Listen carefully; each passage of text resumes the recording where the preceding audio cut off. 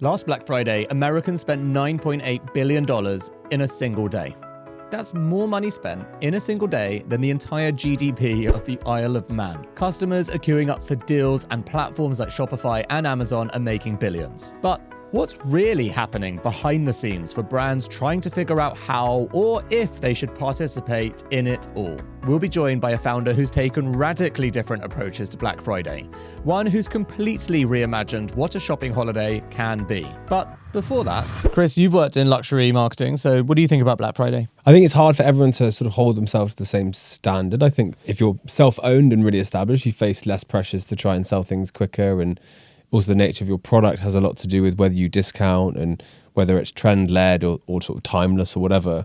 It's very hard to have a brand with a timeless product that's not trend-led that you don't have to discount ever, that you ever have to get rid of stock. So what do I think? I think it's a tool, but it should be used sparingly. I think some companies do it incredibly well, and some companies just give in to the discounting and forever lose the brand equity that they seek for the rest of the year, Yeah, it's quite challenging, isn't it? You have this sort of messaging all year round that we should be more conscious and more sustainable, and that you have this complete consumerism obsession.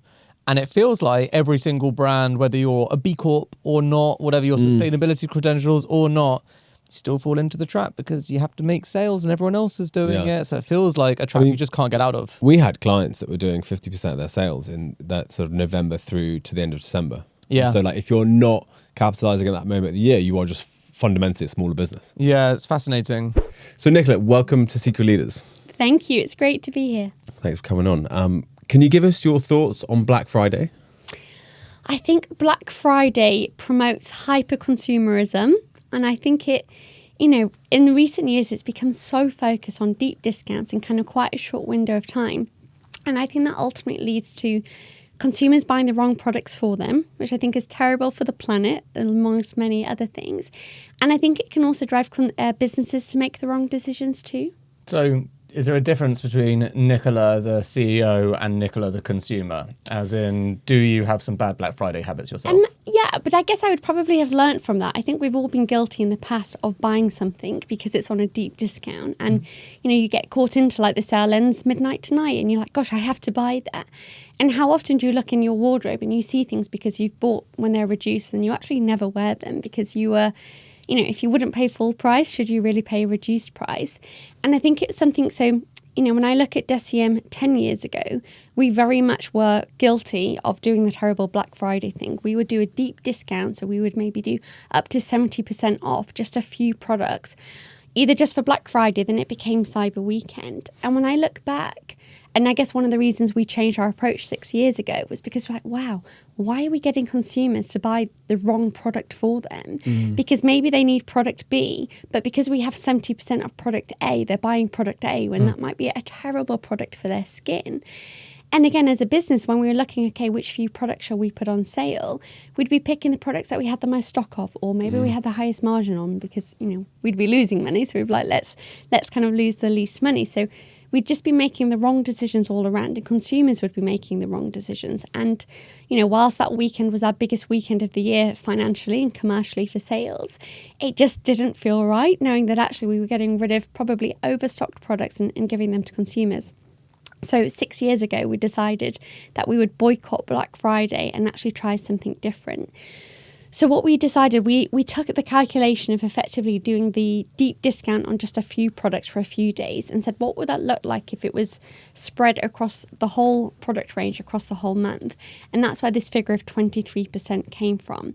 So we said, okay, let's give 23% off the entire range, so every single product in our brands, and do it for the whole month. So that's when it became what we call Slowvember. So Slowvember for us is really about slow shopping, and that means actually taking the time to do considered purchases, mindful shopping, really understand what is it you need and only buy what you need and buy the right products for you.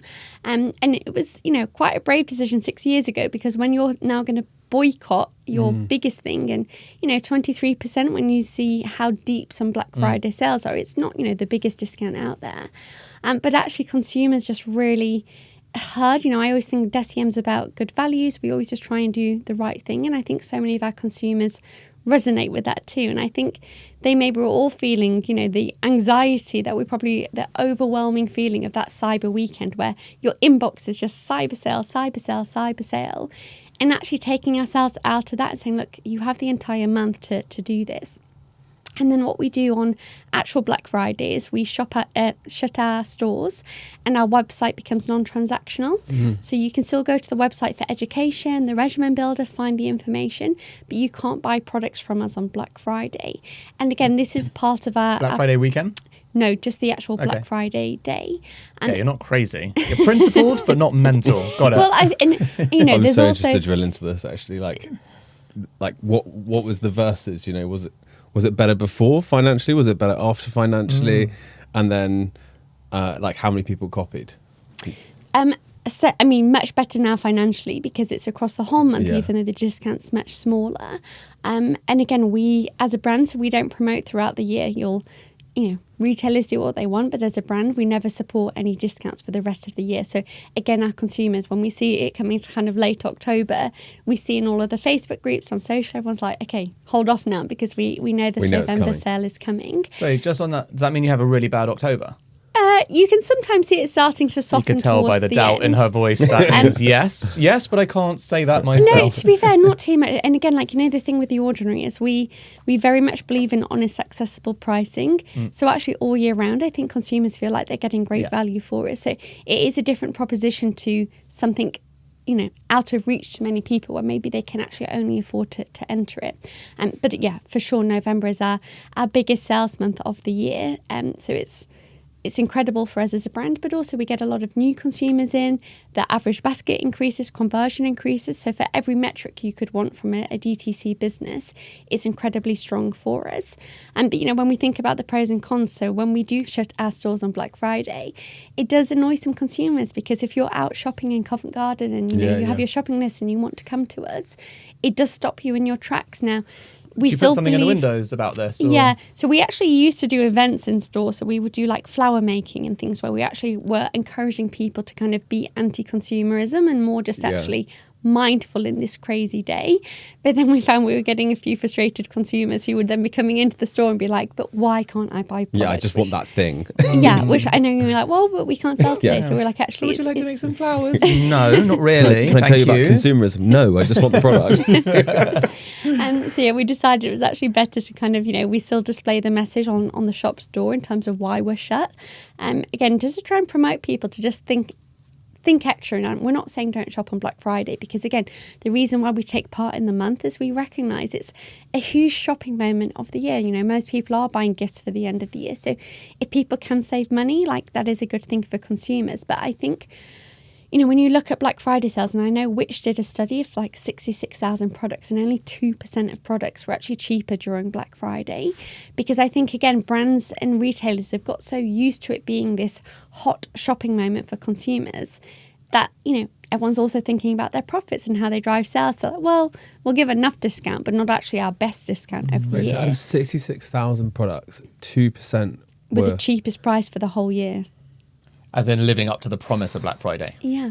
God, that's staggering. And for me, you know, like Black But like Friday, even Amazon, that's probably true. Who started it, right? They literally started it. But I feel like you go on Amazon and you're like, feel like that much of a discount. I swear that it was cheaper in January. Or I read that like 40-50% of Amazon wasn't cheaper in Really? Black Friday. Yeah. I think Jay gave that to me.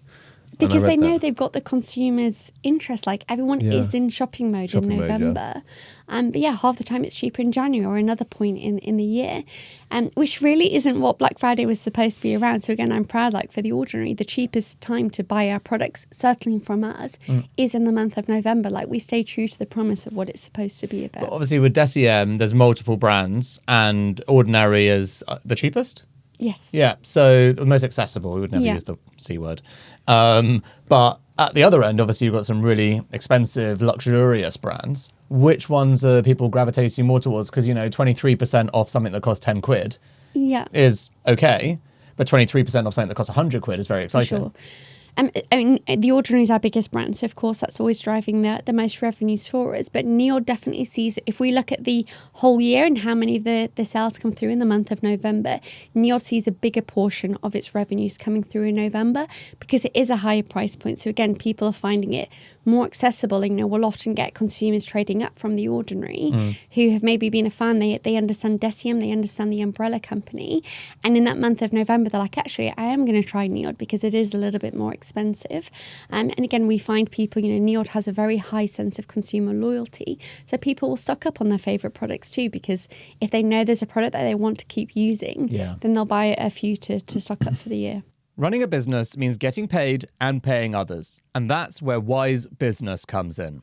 Wise Business is the app for doing things in other currencies. Wise Business lets you pay teams and get paid in over 40 currencies without the headache of multiple accounts. No hidden fees, no marked up exchange rates, and no subscriptions to eat into your profits. Set up in minutes, make payments in seconds, and integrate seamlessly with your accounting software. With real-time tracking and 24/7 security, your international finances stay protected and under control. To learn more about how Wise could work for your business, visit wise.com/business. Obviously, there's a lot of this conversation is focused on what I want for myself this year. But I think really the reason Black Friday started was Christmas shopping, surely, right? So how does that relate? Do you have any like data or understanding of how many of your customers are actually coming in to buy gifts? So I guess the only data we would really have is our sets, and our sets do sell more, again, like a bigger percentage of our mix in the month of November than they do through the rest of the year, which would suggest people are buying as gifts. Now, I think the only thing that would be different about The Ordinary to some other beauty brands is, you know, skincare is more personal, and I think The Ordinary is quite treatment focused, so it's more specific to someone's skin type. So I think, you know, and I remember at Christmas, I often see us on, you know, people are posting their like teens Christmas list, and they'll kind of put the specific products they want. Whereas I think other beauty brands where it's more generic, where it's more lifestyle, probably see a bigger segment of theirs being gift shopping than we do. That makes sense. Did you see, so obviously 6 years ago you made that decision, which at the time would have been incredibly bold, but also would have got you loads of PR and probably a massive overall positive for the company. Did that PR must have sort of, now that you do it every year, must have tapered off a little bit? But have other people adopted and copied this in the way that you thought they might? Yeah, I think now, you know, we see so many already today. You know, we're halfway through November and my inbox has been flooded for what feels like the last 2 weeks with November deals. So I think we, you know, certainly it's extended past the Friday. As a minimum, it's the whole Cyber weekend. Most people have a Cyber week, and we're more and more seeing things for the whole of November. The thing that makes me smile, I guess, is when I see other brands do 23%, because it's quite a specific number, you know. Yeah. We expect 20, we expect 25. So I always wonder if their inspiration came from us or if they also just chose that random number. Yeah. I think it's quite a nice trend to push people towards. So if you do start a trend, that's a good trend to be part of. Exactly. And again, you have to remember, like, our motivation was around making consumers think more, buying what they need, like less panic buying. So if more brands did this approach, like that's a better thing for consumers, for the world, where people are just not buying stuff that they don't need that's going to end up in landfill. Yeah. So I think some people do, like, so this is very, like, you know, this is the way that I shop. 'Cause don't buy that much stuff, you know. I was going to say, did you recognize when she said, I have so many emails in my email box? Were you like, yeah, me too? No. I was like, I have none. No, I have none. I don't think I've had one email about No, I haven't either, but I don't want to say that. But this just shows I'm a that big you and I online have zero shopper. interests. Yeah, exactly. I was like, no one's sending me any discounts. Yeah, why are all those B2B suppliers not offering us discounts on our Stripe or Shopify I need accounts? a discount. You must always opt out of the marketing. To be fair, very emails, good or at not shop opting out online. and unsubscribing from start. There's very few brands where I actually really like the, you know, Like if there's a reason for you Yeah. to engage with that brand, you think that they do amazing content marketing, then yeah, for sure. Are Heights doing Black Friday? No, we don't do Black Friday either. Are you 23% over a month? We are 0% on anything because we're great value all year round. There you go. Yeah, exactly. Always marketing. No, but actually for us for Black Friday, we're doing, the only thing that we're doing is for existing customers.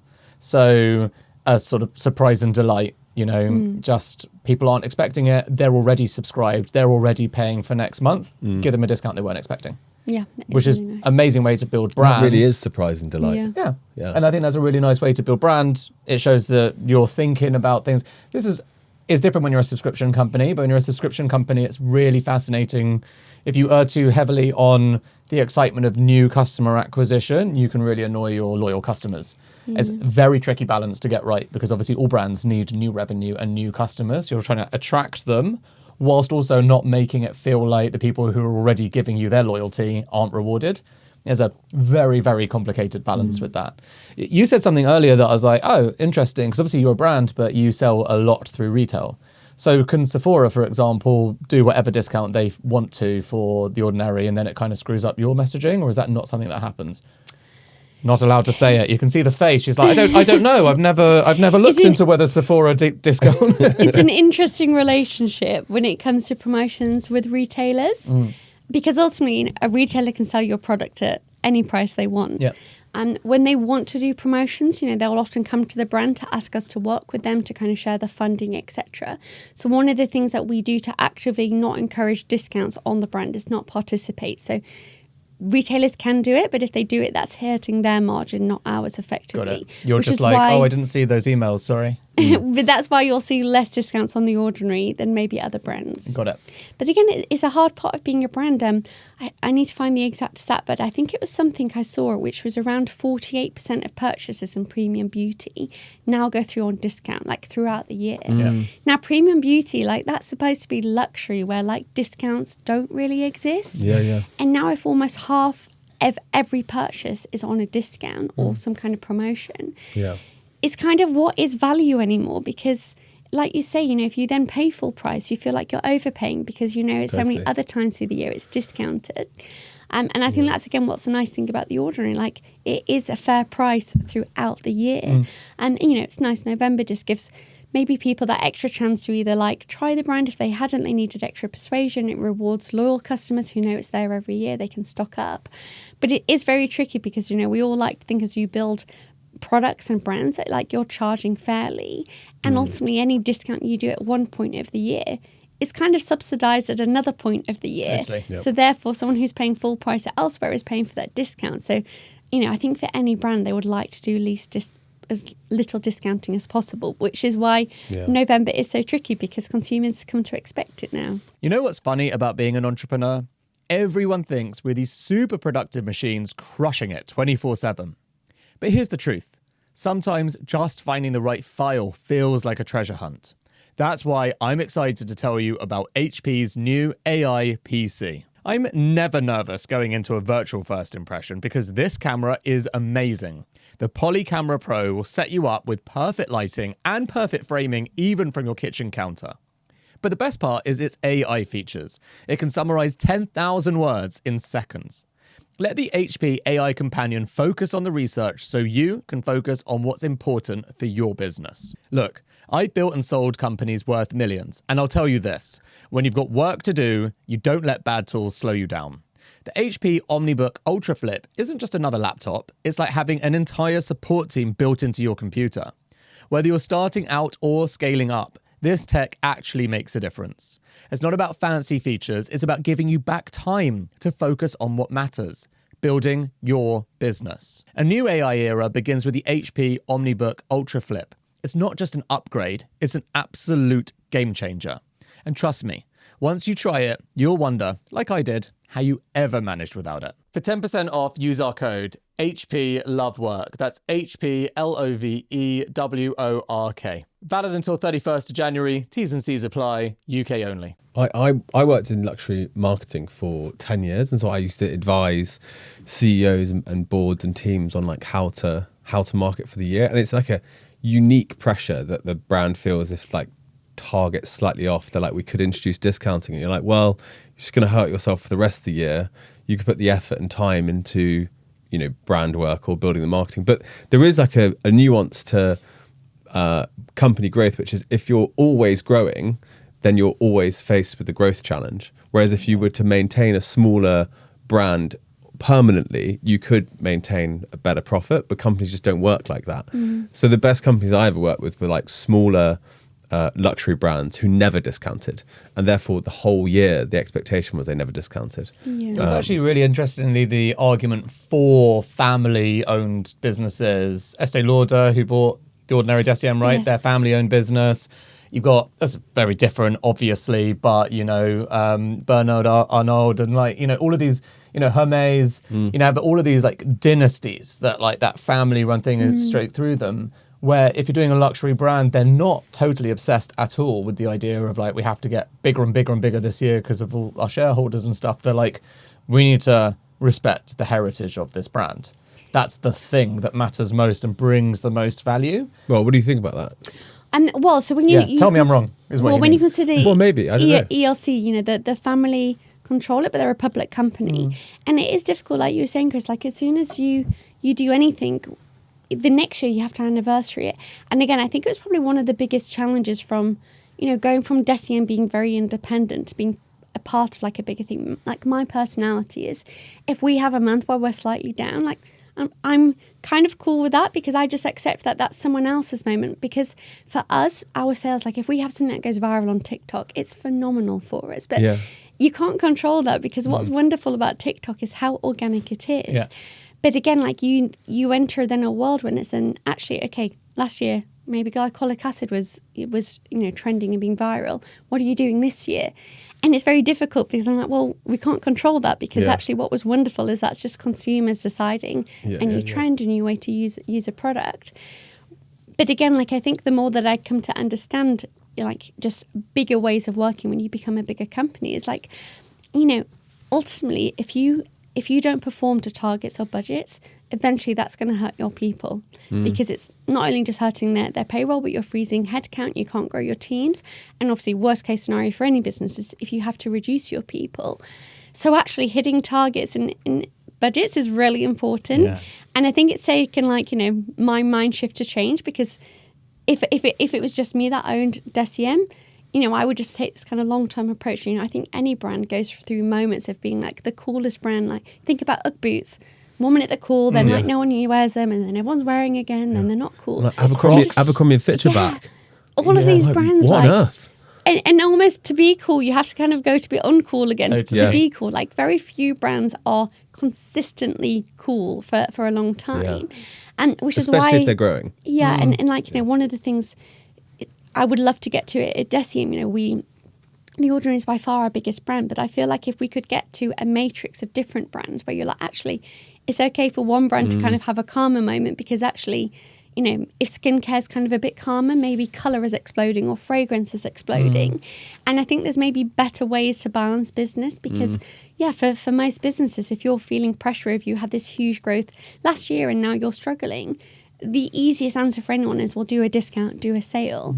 But actually that does erode your brand equity over time. So it is always just this challenge of having that long-term confidence in your brand that you don't want to do anything to destroy it, even if that means you're going to have, a lighter period. Yeah. So how big is Slovember Black Friday period for The Ordinary? Significant. So it's something like one product every second we sell, which again is cool interesting because when we say about being against hyper-consumerism, and then obviously it is such a big consumption month for us. But again, I do like to think it's people really do use the products in The Ordinary. It's not like fashion maybe where sometimes you buy something and you never use it. Typically in skincare, if you buy the product, your intent is to use it. And even if you're not consistent using it every day, you hopefully are using it enough to actually make sure it's not a waste. Yeah, I think people get, it's so interesting. I wonder what the difference is between men and women, but as you know, I've been using it for years. Once you find something that you use that you like, use it every day. It's not really I guess my point is it's not really something, once something works for you like that, it isn't the kind of thing you just change brand for or product for because you don't really change things that are working. Exactly. Yeah. And especially when, I always think for The Ordinary, and it's interesting because we have seen, many imitation brands come to like, but normally when a brand comes in to imitate, Zara, you can't afford the fashion you see on the runway, so you buy Zara's version of it. That's typically how it works. Whereas with The Ordinary, it's interesting because the brands that I would say were inspired or knockoffs to say it in less nice terms, half the time they're more expensive than us, or at least the same price. So again, I think it is quite difficult because for The Ordinary, the price point is so fair for the quality of products you get that actually consumers aren't particularly tempted to buy another one because they know the ordering works and they're not likely to get a cheaper quality product. So that's why I think they are so loyal to the brand. Is that your biggest problem with the other brands, though? As in, in theory, with some brands, you would have an entry point brand, you'd have the product, etc., and then you'd be able to upsell them into other products, right? That's something obviously the Heights can do quite comfortably, but with the Ordinary, that's probably quite hard to upsell you into the more expensive thing because the thing you're getting actually works so well. There isn't the desire. Or is it totally different customer? They've got incredible variety there. Well, and we do actually have, some of our products are, £26, for example. So there are some more expensive products. And I think we have the trust that consumers are. But again, it's not to say, like a high price point doesn't mean a product's better. It just means that technology is more expensive for whatever reason that drove that. And do you think that Black Friday is worth it in the end for consumers? Yeah, because ultimately they are getting savings, but it's only worth it if you're buying what you actually want to buy. Yeah. Is it worth it for brands? For us, without a doubt. Yeah. But our approach of doing the whole month. Right. Okay. If Black Friday went away completely, if other people weren't doing it, would you carry on doing Slowvember, or would you be like, okay, time to find a new thing?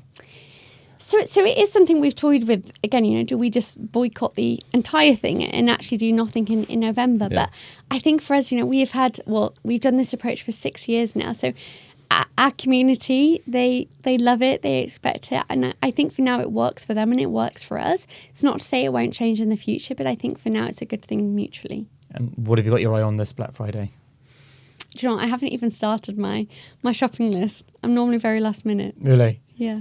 That's so funny. Do you make a shopping list? Well, I think consciously, for example, I'm going to want to buy a barbecue for our outdoor, at some point this year. And last year, I bought a really nice coffee machine. And you'd be like, I'm getting this on Black Friday. Genuinely, yeah. I waited 3 months for my coffee. Yeah. I waited 3 months Might be a good time to for be discount. that barbecue. Didn't get one in the summer because I was like, well, we're not here that much, but I'll get it at Black Friday and it'll be for next summer. So that's a good example Did you of get an egg?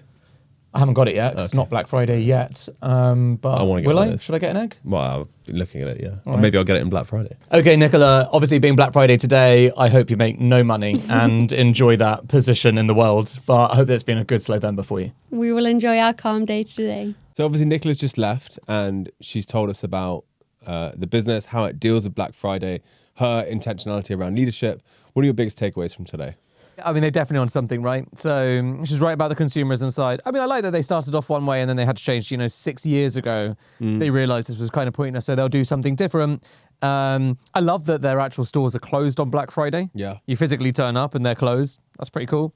I like that the website doesn't work, or it's not transactional anyway. I love that too. I also like that's only Black Friday. There's Cyber Monday back open because, we're still capitalist. It is actually kind of brilliant in the sense that you get to be so moralistic about it, but it is also brilliant marketing. It's just one day. Yeah. It's just one day. So exactly, it's the perfect example of you get all the value of the PR. You're not necessarily hurting business. And hey, they do something like half their annual sales or around that. I mean, she wasn't exactly specific, but it sounds like close to that. Somewhere between a quarter and a half of all their sales for the year in November. I think where they're coming from is a relatively privileged position in that their brand has obviously been so viral and therefore they've got so much awareness. They have a very unique style of product, which is, you buy it again and again and again and again. So it's less, beholden to a lot of the problems that I think a lot of retail brands do.